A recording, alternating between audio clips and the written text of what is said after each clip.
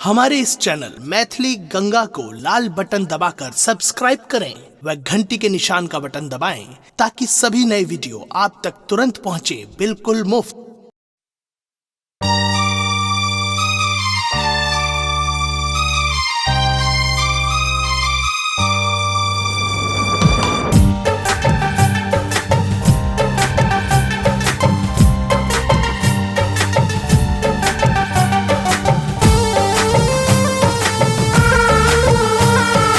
अपने सुन रही थी गंगा कैसेट की प्रस्तुति। श्यामल बरन मृग लोचन भवानी के डेरा कता छन है।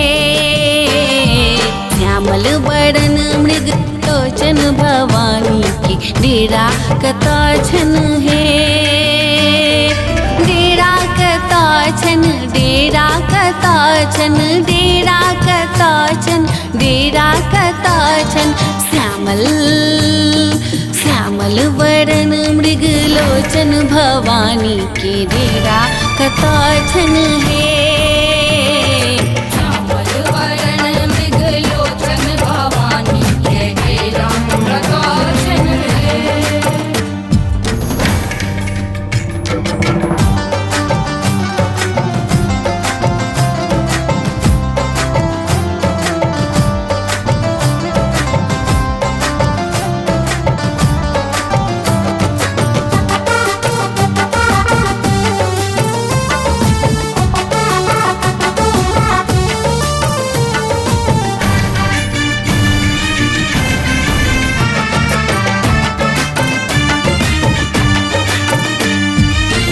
माँ के दुआर पर अड़हुल के गछिया, माँ के दुआर पर अड़हुल के गछिया,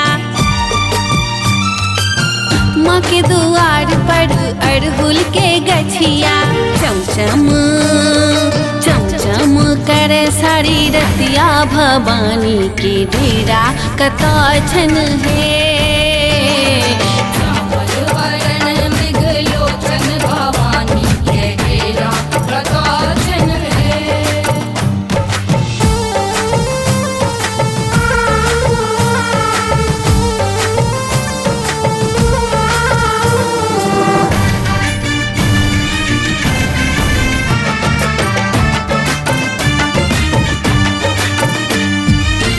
माँ के दुआर पर बेली के गछिया, माँ के दुआर पर बेली के गछिया,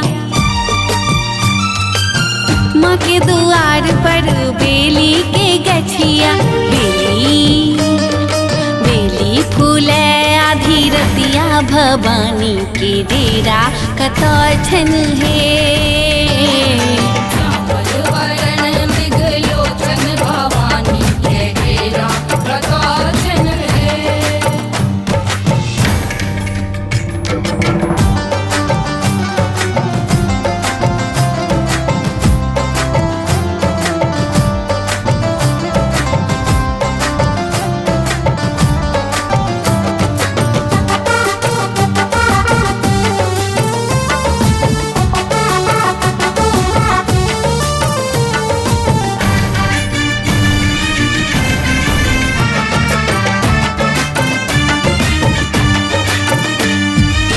माँ के दुआर पर चानन के गछिया, माँ के दुआर पर चानन के गछिया, माँ के दुआर पर चानन के गछिया। झीर झीर बह सारी रतिया भवानी के डेरा कता छन है।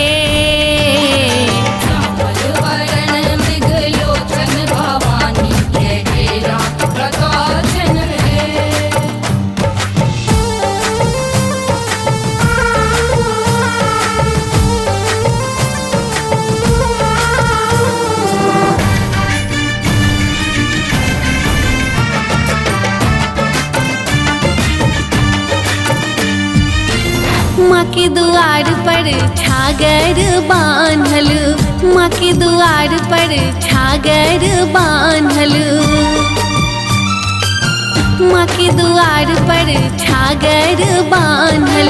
छप छप छप जब कर सारी रतिया भवानी के डेरा कतो छन है।